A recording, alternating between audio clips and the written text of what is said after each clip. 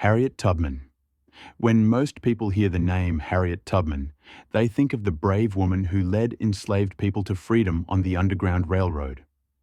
What few realize is that she was also one of the most remarkable spies in American history.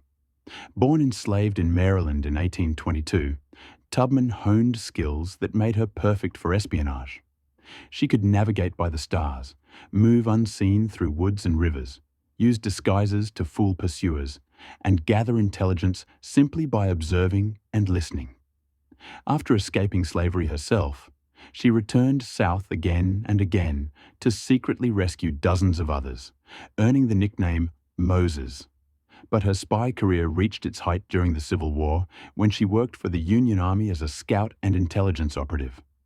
She built networks of informants among enslaved communities, recruited spy teams, and slipped behind Confederate lines to collect vital information.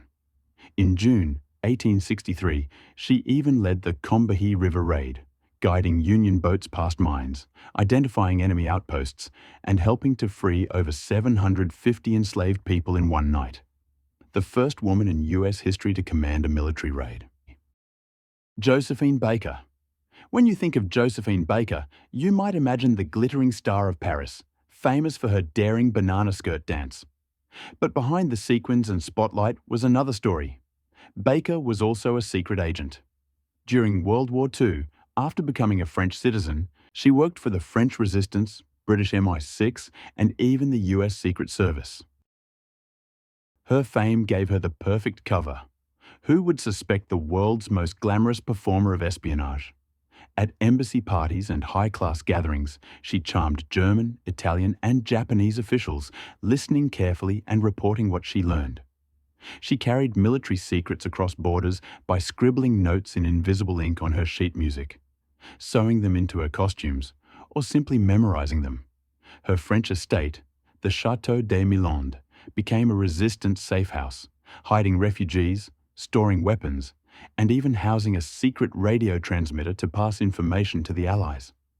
Baker also toured North Africa, entertaining Allied troops while gathering intelligence at the same time. For her service, she received the Croix de Guerre, the Resistance Medal, and was made a Chevalier of the Légion d'honneur by Charles de Gaulle himself. Sterling Hayden. It sounds like something out of a Hollywood script. A leading man walking away from fame to live a double life as a secret agent. But for Sterling Hayden, the 6'5" actor best known for roles in The Godfather and Dr. Strangelove, it was real. Born in New England and raised on ships, Hayden fell in love with the sea before Hollywood ever came calling. By chance, he befriended General Wild Bill Donovan, head of America's first spy agency, the OSS. When World War II broke out, Hayden left the silver screen, took the alias John Hamilton, and slipped into the world of espionage. Trained in commando tactics, sailing, and reconnaissance, he used his seafaring skills to run secret supply missions across the Adriatic, sneaking weapons and intelligence to resistance fighters behind enemy lines. On Christmas night in 1943, he landed on the Yugoslav island of Korčula under German attack, dodged Stuka dive bombers, and delivered critical supplies and reports to Tito's partisans, an act that earned him the Silver Star. After the war, he returned to Hollywood and became a star, but he always insisted that his proudest role wasn't in front of the camera. It was his time as an undercover OSS officer, carrying out daring missions in enemy territory. Coco Chanel. Coco Chanel, or Gabrielle Bonheur Chanel, the woman who revolutionized fashion with little black dresses and the scent of Chanel No. 5, also lived a life of dangerous intrigue during World War II. As Paris fell under Nazi occupation, Chanel moved into the Ritz Hotel, the same place high-ranking German officers made their headquarters. There she began a relationship with Baron Hans Günther von Dinklage, a German intelligence officer, and soon slipped into the world of espionage. Declassified files later identified her as Agent F7124 for the Sicherheitsdienst, DUSH, Germany's intelligence service. Chanel acted as a courier, carrying messages across borders, using her celebrity status to deflect suspicion. In 1943, she even became involved in Operation Model Hut, a plan for her to travel to Madrid and deliver a German peace proposal directly to Winston Churchill, a man she knew personally. After the war, she was questioned but never prosecuted, thanks in part to her powerful connections. Chanel spent years in Switzerland before returning to Paris in 1954 to relaunch her brand, leaving behind not just a fashion empire, but one of history's most controversial spy legacies. Ian Fleming. Ian Fleming is best remembered as the man who created James Bond. But long before 007 appeared in print, Fleming himself was working in the shadows of real intelligence.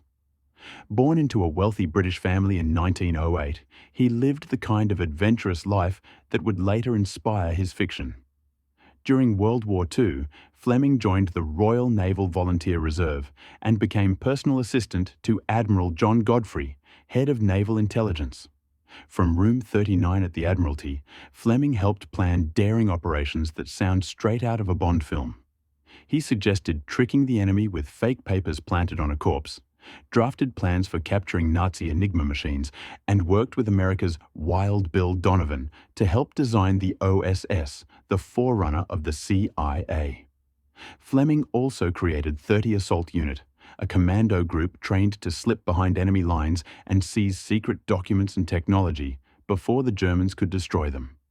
Later, he helped guide T-Force, which hunted down rocket scientists and weapons labs as the Allies pushed into Germany.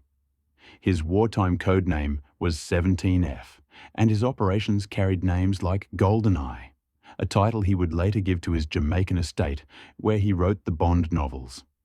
After the war, Fleming turned his experience into fiction, drawing on the spies, soldiers, and double agents he had known to create the famous James Bond. Roald Dahl. Before he was writing stories about chocolate factories and giant peaches, Roald Dahl was living a far stranger life, one that ended not just in literature, but in espionage. After surviving a near-fatal plane crash while flying for the Royal Air Force in 1940, lingering injuries grounded him from combat. In 1942, he was reassigned to the British Embassy in Washington, D.C., a move that quietly placed him in the orbit of wartime intelligence. There, Dahl became involved with the British Security Coordination, a covert operation run by MI6 to influence American politics and keep the United States committed to the war. Operating out of Rockefeller Center under spy master William Stevenson, the network relied on access and charm, qualities Dahl had in abundance. Tall, charismatic, and increasingly famous, he moved easily through Washington's elite, listening more than he spoke. Dahl gathered political gossip, tracked anti-British sentiment, and quietly passed his observations back to London. In 1943, he even spent a weekend with President Franklin D. Roosevelt at Hyde Park, and later submitted a detailed intelligence report. British officials were particularly concerned about Vice President Henry Wallace's anti-imperialist views, which Dahl monitored firsthand. Some of his reports reached Prime Minister Winston Churchill. Dahl's particular skill set was shared with James Bond, the creation of another famous spy, Ian Fleming. After the war, their paths would cross when he helped adapt Fleming's You Only Live Twice for the Bond films, bringing a life of crashes, secrets and stories into a perfect, improbable circle.